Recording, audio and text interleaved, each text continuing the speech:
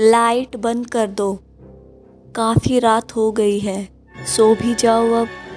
जगराता करते रहोगे क्या सारी रात? 11 बजने को है, कमला ने तेज आवाज़ में कहा।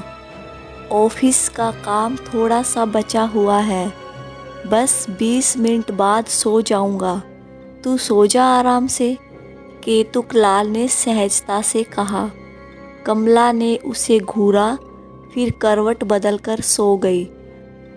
अमावस्या की रात है आज। पूर्णिमा की रात चांद आकाश में चमकता हुआ बेहद खूबसूरत नज़र आता है, लेकिन अमावस्या को चांद के दर्शन नहीं होते। अमावस्या की अंधेरी काली रात में अनेक बुरी शक्तियाँ जागृत हो जाती हैं। ऐसा कहा जाता है कि तांत्रिकों के लिए यह रात बहुत ही खास होती है, जब वे अपनी सिद्धियों से भिन्न भिन्न शक्तियों को जागृत करते हैं और उनसे अपना काम करवाते हैं। इस वजह से अमावस्या की रात एक ओर जहां तांत्रिकों की रात मानी जाती है, तो वहीं दूसरी ओर इससे बचने के लिए भी प्रयास किए जाते हैं।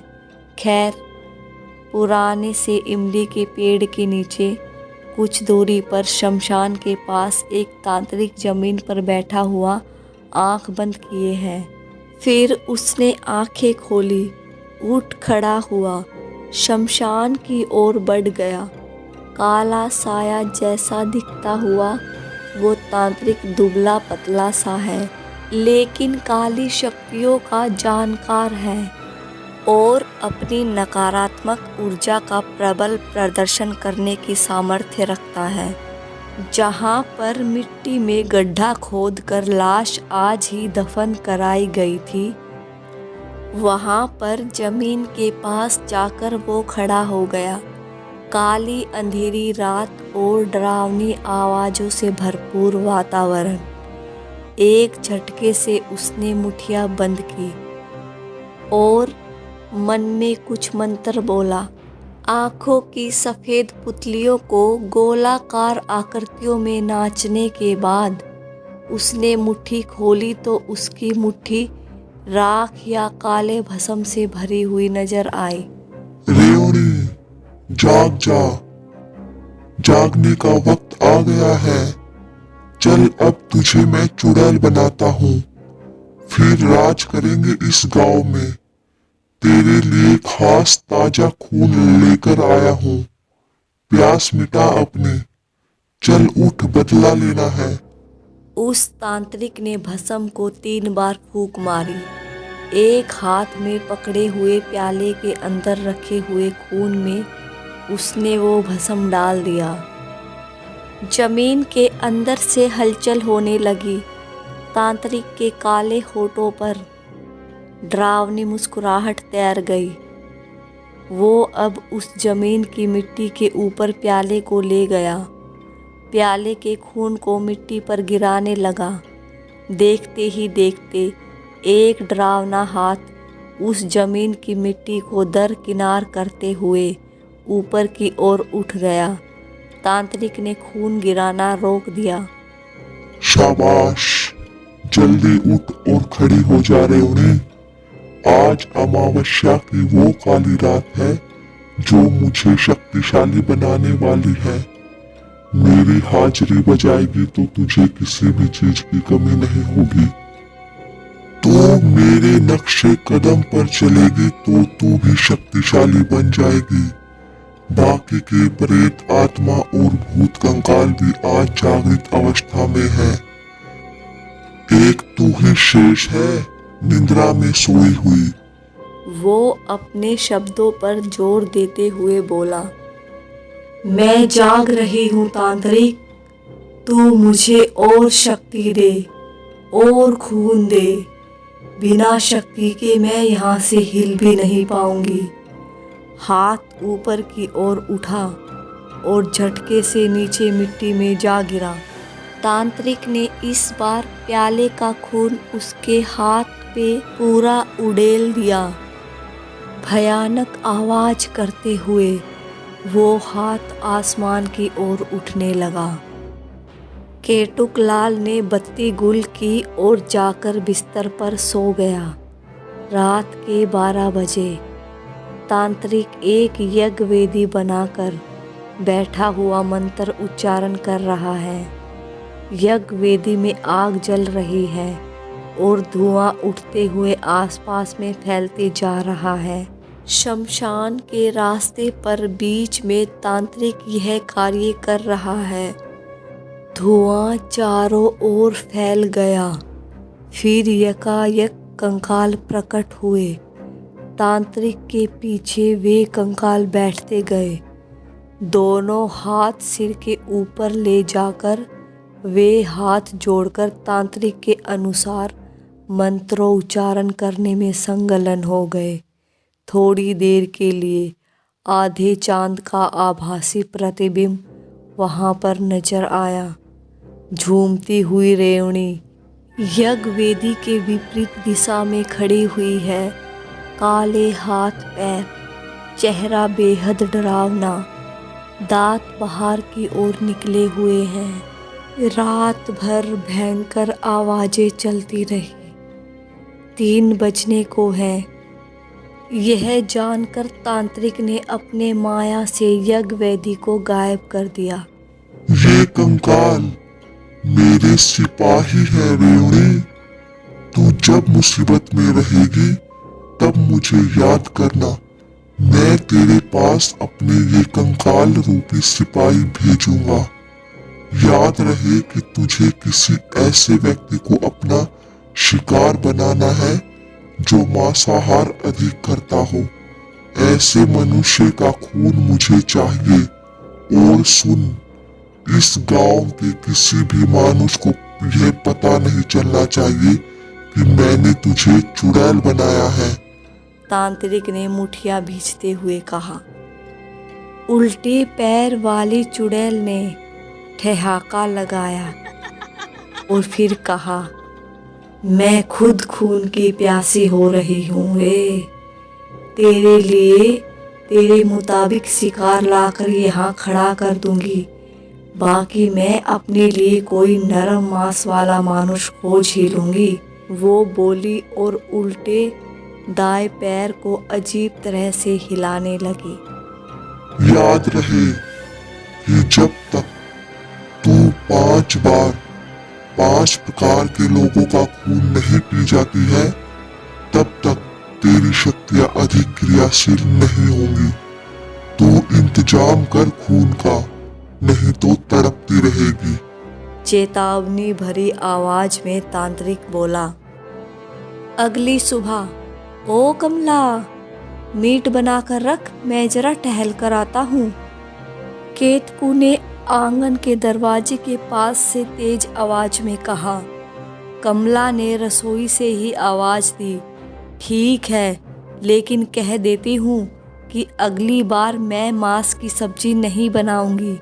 ऐसी गंध आती है इससे कि पूछो ही मत। और हाँ, खुद ही बना लिया करो अगर इतना ही खाने का शौक है तो। ठीक है, अगली बार मैं बना लूँगा। ज़्यादा भाव मत खाओ, केतकू ने चिढ़ते हुए कहा और वहाँ से चलता बना। अनमने भाव से कमला खाना बनाने लगी। केतकू काका, जरा यहाँ। चबूतरे पर बैठे हुए अधेड़ उम्र के निर्मल बाबा ने आवाज लगाई। राम राम, आता हूँ बाबा, हाथ जोड़कर वो बोला। तभी एक महिला उससे टकरा गई। माफ़ कीजिएगा बाबूजी, तनिक ध्यान न दिए रास्ते पर। बेहद मधुर आवाज़ में वो महिला बोली।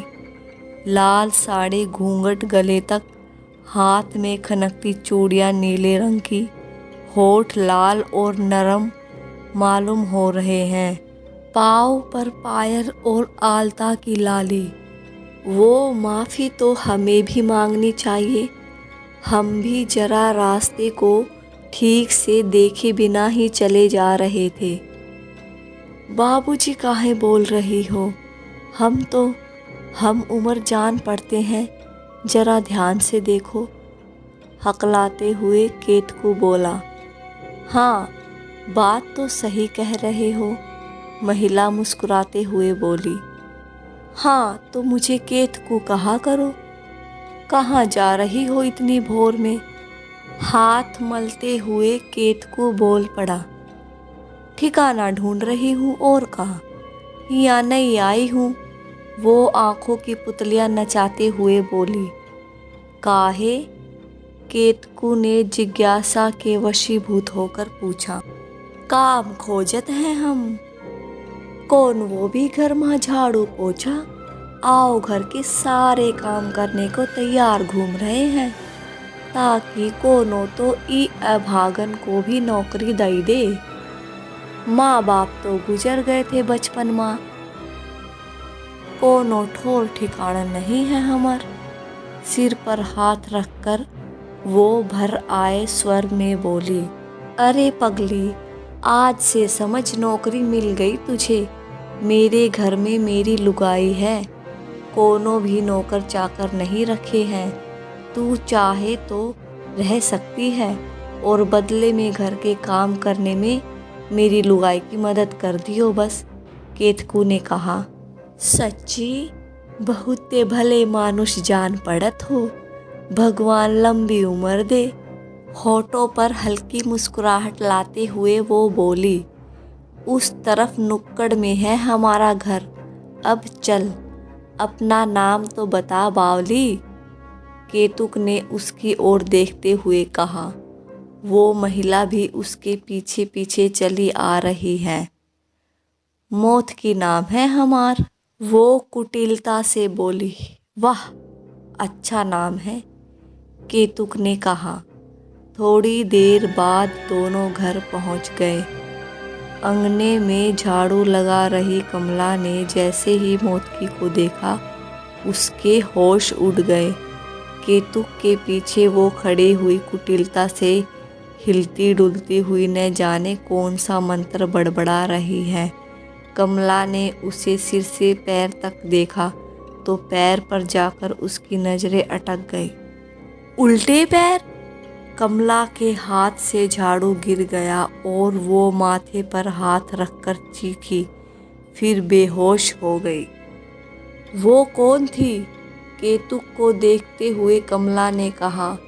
20 मिनट बाद उसे होश आया। सिरहाने केतुक बैठा हुआ चिंतित सा कमला के होश में आने का इंतजार कर रहा था। थी नहीं है, नौकरानी है वो। आज से तेरी हाजिरी बजाएगी। 2 टेम का खाना पीना और रहने का ठौर ठिकाना बता देना। बेचारे बेसहारा जीव है, ऊपर से बरसात के दिन भी आन पड़े हैं, कहाँ मरती फिरेगी, केतुक ने बड़े प्यार से कहा। कमला कुछ बोलती इससे पहले ही उन दोनों के कानों में मिश्री सी मिठास से पूर्ण आवाज आई।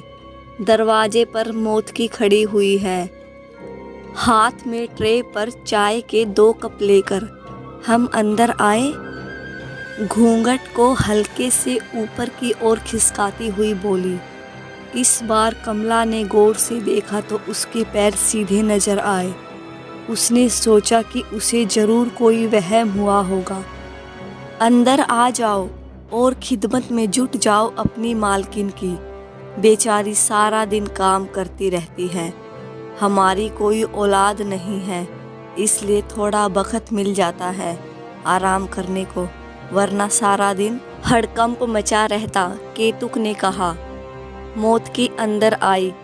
कमला को केतुक ने सहारा देकर तकिए से सटाकर पलंग में ठीक से बैठने में सहायता करी। दोनों को मोतकी ने चाय के कप दिए। चाय तो बड़ी सरस बनाई है तन्ने। कितना पैसा मेहनताना लेगी? कमला ने कप उसकी ओर बढ़ाया। मोतकी ने दोनों कप ले लिए। का मेहनताना मालकिन, बस रहने को ठौर दे दीजियो, वही बड़ी रहम होगी, वो जाते हुए बोली। 4 दिन मोतकी ने खूब सेवा करी, घर का सारा काम ठीक से किया, लेकिन वो रात के 12 बजे अक्सर घर से चुपके से बाहर निकल जाया करती थी। आज कमला को नींद नहीं आ रही है। वो टहलने के लिए अंगने में आई। 12 बजने में सिर्फ 3 मिनट बाकी रह गए हैं। कमला ने देखा कि झट से वो बाहर जाने वाले गेट को बंद कर रही थी। कमला को अजीब लगा। उसने देखा कि उसके पैर उल्टे हैं। वो काँप उठी। चुड़ैल अंधेरे में समा गई। कमला अपने कमरे में आई। अपने पति को जगाना चाहा, लेकिन वो तो गहरी नींद में सो रहा था। आईने के पास जाकर वो देखती है कि उसकी गर्दन हल्के नीले रंग की हो गई है और कई जगह सुई के नोक के बराबर लाल निशान तलक दिख रहे हैं। वो झटके से केतु के सिरहाने जाकर बैठ गई। ठीक वैसे ही निशान केतु की गर्दन में भी हैं। कमला की नींद उड़ गई। अभी भी वो अपने कमरे का दरवाज़ा बंद किए पलंग के एक कोने पर बैठी हुई काँप रही थी। उसे समझ आ गया कि वो कोई सामान्य महिला नहीं, बल्कि खून चूसने वाली चुड़ैल है। उल्टे पैर वाली चुड़ैल है, जो बस यहाँ इन दोनों का खून पीने आई है। जब वो पहले दिन घर पर आई थी तभी उसे नज़र आ गया था कि उसके पैर उल्टे हैं, लेकिन उसने हल्के में ले लिया था। अगली सुबह दरवाज़ा खोलिए मालकिन, गर्मा गर्म अदरक वाली कड़क चाय लाई हूँ, तेज आवाज़ में मोतकी ने कहा। कमला और केतुक दोनों की नींद खुली। केतुक झट से दरवाजे के पास गया और दरवाज़ा खोलते ही उसे मोतकी के अशुभ दर्शन हुए। कमला ने डर से करवट बदल ली और ऐसे नाटक किया मानो वो कुंभकर्णी निद्रा में निमग्न है। केतुक अपने काम पर चला गया। फिर आई घर पर एक बहुत बड़ी कयामत। कमला को घुटन महसूस हुई। वो केतुक को आज काम पर नहीं जाने देना चाहती थी, लेकिन केतुक तो उसे नज़र ही नहीं आया। हॉल से होते हुए वो अंगने की ओर बढ़ने लगी। तभी झटके से दरवाज़ा बंद हो गया। लाइट बंद हो गई। गुप्त अंधेरा छा गया। पलटकर उसने देखा कि मौत की चुड़ैल बनकर खड़ी हुई है, सफ़ेद साड़ी में लिपटी हुई। भयानक अट्टहास करते हुए वो कमला को देखने लगी। तू जान ही गई है कि मैं चुड़ैल हूँ, तो अच्छा ही हुआ। 4 मांसाहारी लोगों की बलि दे चुकी हूँ और अब तेरे पति की बारी आई है। कर्कश आवाज में वो हट्टास करते हुए चीखी। तू क्यों ये परपंच रच रही है? बड़ी मुश्किल से कमला के कांपते हुए होठों ने उसका साथ दिया और वो बोल पाई। तू ठहरे पतिव्रता नारी, तेरे पति को मारकर मैं शक्तिशाली हो जाऊंगी, लेकिन उस तक पहुंचने में तू खलल डाल सकती है। तू मेरे रास्ते का कांटा है, जिसे अब मैं। वो चुड़ैल उल्टे पैरों को ऊपर की ओर उठाने लगी। उसके हाथ लंबे हो गए। कमला के गले को दबोचने के लिए दोनों हाथों को उसने लंबा करना शुरू कर दिया। कमला झटके से वहाँ से हटी और सीढ़ियाँ चढ़ने लगी, लेकिन उसके पैरों को चुड़ैल के लंबे हाथों ने मजबूती से पकड़ ही लिया। जोर से चुड़ैल ने उसके पैर पकड़े और अपनी शक्ति के बल से दूसरी ओर हॉल के सोफे पर उसे दे पटका। फिर चुड़ैल ने उसके बाल इतनी निर्दयता से पकड़े कि वो बेचारी चीख उठी। बाल उखड़ गए। आज शनिवार का दिन है। केतुक इस दिन जल्दी ही घर आ जाता है। हर बार की तरह आज भी केतु घर पहुंचा। उसके रोंगटे खड़े हो गए। हॉल के अंदर की ओर के छत पर लगे हुए सफ़ेद रंग के पंखे पर दुपट्टा बांधकर कमला ने फांसी लगाई हुई है। उसकी लाश झूल रही है। दूसरी ओर सोफे पर खून से लथपथ मौत की बेहोश पड़ी हुई है। घूंघट कंधे पर है, जिसके चलते उसका नकली लेकिन बेहद खूबसूरत चेहरा केतुक को साफ नजर आ रहा है। कमला के मरने का उसे जरा सा भी दुख महसूस नहीं हो रहा है।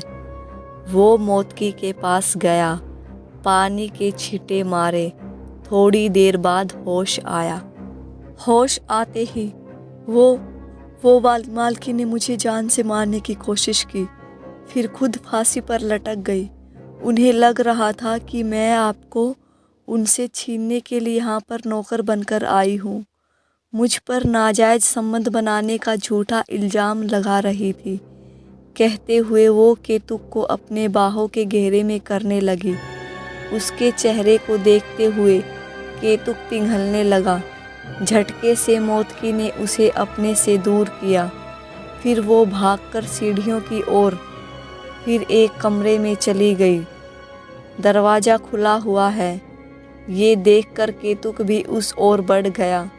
इधर अचानक से कमला की लाश गायब हो गई और हॉल सुव्यवस्थित ढंग से नजर आने लगा, मानो कुछ हुआ ही ना हो। दरवाजे पर पहुंचकर उसने नजरें दौड़ाई तो देखा कि पलंग पर वो निवस्त्र ओढ़े मुंह लेटी हुई है। एक पारदर्शी वस्त्र ही उसकी देह पर है। केतुक की तो आंखें फटी की फटी रह गई। अचानक से दरवाज़ा बंद हो गया, लेकिन केतुक को इसका आभास तक नहीं हुआ। अचानक से लाइट चली गई। दिन में भी रात वाला माहौल नज़र आ रहा था। अचानक से मोतकी पलंग से उछली और फर्श पर खड़ी हुई। इस बार वो सर से लेकर पाँव तक चुड़ैल वाले रूप में नज़र आ रही थी। पैर उल्टे और बेहद डरावने। चमगादड़ों और कंकालों का एक झुंड अचानक से प्रकट हुआ। देखते ही देखते असंख्य कंकालों और चमगादड़ों ने केतुक को घेर लिया। चुड़ैल ने हाथ ऊपर की ओर उठाए, फिर आंखें बंद करके कोई मंत्र बड़बड़ाई। केतुक और वो चुड़ैल अदृश्य हो गए। कंकाल और सारे चमगादड़ भी एक एक करके उस कमरे के रोशनदान से बाहर निकल गए। रात के 12 बजे वही शमशान। वो तांत्रिक अध खुली आँखों को चारों ओर दौड़ाते हुए मंत्र उच्चारण कर रहा है। सामने जमीन पर एक छोटा सा गड्ढा खोदा गया है और लकड़ियाँ रखी हुई हैं। पास रखी थाली में से मुट्ठी भर भस्म लेकर तांत्रिक ने उन लकड़ियों के ऊपर छिड़काव किया। आग जल उठी। धुआं उठते हुए चारों ओर फैलने लगा। रेवड़ी, तू अब अपने शिकार को मुक्त कर दे और यहाँ लाकर खड़ा कर। आज से तेरी काली शक्तियाँ मेरी जितनी हो जाएंगी। अपने शिकार को ला। वो तेज आवाज में बोला। चुड़ैल प्रकट हुई। कमला की लाश और केतुक का बेहोश शरीर हवा में उड़ता हुआ वहां पर आया। ये महिला अभी भी अधमरी अवस्था में है। इसका सारा खून तेरा हुआ और इस केतुक की बलि अब मुझे चढ़ानी है। अपनी पत्नी से ज्यादा दूसरी औरतों को देखता है ये नीच, और मांसाहार भी करता है। ये तो मेरे ही लायक है, चुड़ैल ने कहा और जोर का ठहाका लगाई।